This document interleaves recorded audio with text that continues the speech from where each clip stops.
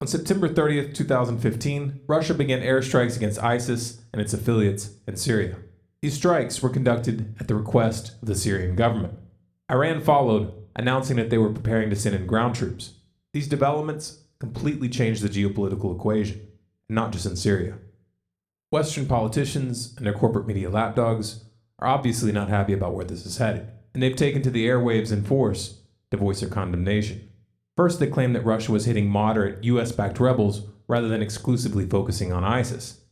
Of course, he moved all the capabilities in, he built the runways, he built the establishment, and then was ready to strike. And instead of revealing anything to carry from Lavrov or from him to Obama, he has a Russian general show up at our embassy in Baghdad an hour before it starts. And what's the first target? The people we are supporting in arming and training and equipment. What better way to stick their thumb in our eye? Hey, wait a second. On September 16th, General Lloyd Austin of the U.S. Central Command testified that there were only 4 or 5 U.S.-trained fighters in all of Syria, and now these fighters are supposedly in control of an entire region? This assertion would be absurd enough on its own, but the reality of the matter is that the area in question has been controlled by al-Nusra for at least 2 years. And just so we're clear here, al-Nusra is al-Qaeda's Syrian branch, and they have direct alliances with ISIS.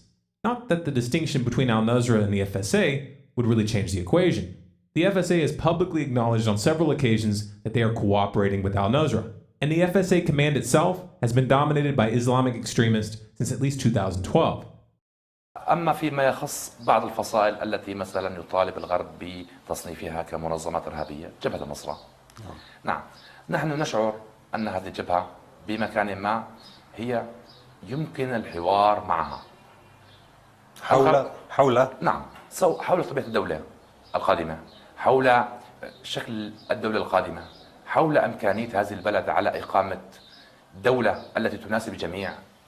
نحن في مكان ما يجب أن نتعاون ويجب أن نتحاور، وأنا على صلة بالجميع. أنا على صلة بالجميع ولا أخفي سرا بذلك، حتى فيما يخص الأخوة في جبهة النصرة، ونتعاون في أمكنة كثيرة. So, if the FSA and al-Nusra work together, and al-Nusra is working with ISIS, why haven't those funding and arming the FSA been charged with providing material support to terrorists? But Russia's airstrikes are killing civilians! Look, we have proof from the White Helmets, an NGO funded by the UK government. That's funny.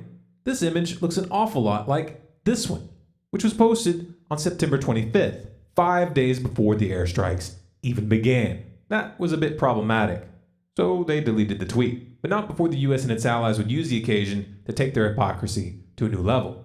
On October 2nd, the US issued a joint statement with France, Germany, the UK, Turkey, Saudi Arabia, and Qatar, calling for Russia to, quote, immediately cease its attacks on the Syrian opposition and civilians. Just to put this into perspective, the Saudis have been bombing Yemen, with US support, since March of 2015, killing thousands of civilians and creating a humanitarian crisis of epic proportions. The irony also seemed to be lost on Washington, who after decades of military occupations and drone campaigns, which have killed millions of civilians, topped it off by repeatedly bombing a Doctors Without Borders hospital in Afghanistan just 1 day later. Well, this is awkward. What can we do to save face?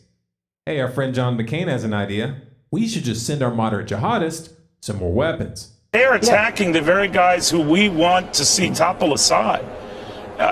You would let American planes just continue to pass them and let them do that? No, but I might do what we did in Afghanistan many years ago to give those guys the ability to shoot down those planes. That equipment is available. Who would be shooting them down? The Free Syrian Army, just like the Afghans shot down the Russian. No, just like the Afghans shot down Russian planes after Russia invaded Afghanistan.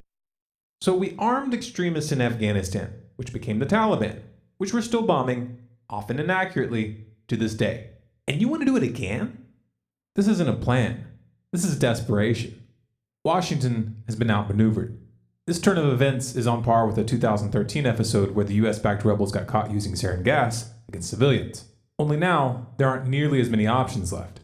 With Russia providing air support and Iran assisting in the ground campaign, the US no longer has any leverage in Syria. And if Putin is able to maintain momentum, this could very well be a turning point regionally as well. That doesn't mean the game is over though. The US and its allies aren't going to just walk away from this. You can rest assured that Washington is scrambling to cook something up right now. And if the last few years are any indicator, this could get very interesting. This video is Creative Commons. You have permission to download and distribute any and all of our content through any venue, commercial or non-commercial. If you want more people to see this information, please remember to like, share, and comment. If you want to see how far the rabbit hole really goes, keep in touch. Subscribe to StormCloudsGathering on YouTube, follow us on Facebook, Twitter, and Google+, and you can sign up for email notifications of new releases on our website, StormCloudsGathering.com. We also want to say thank you to all of you who donated this past month to keep this project going, and to all of you who have offered to volunteer. There aren't enough hours in the day to respond to each of you individually, but you have made a difference.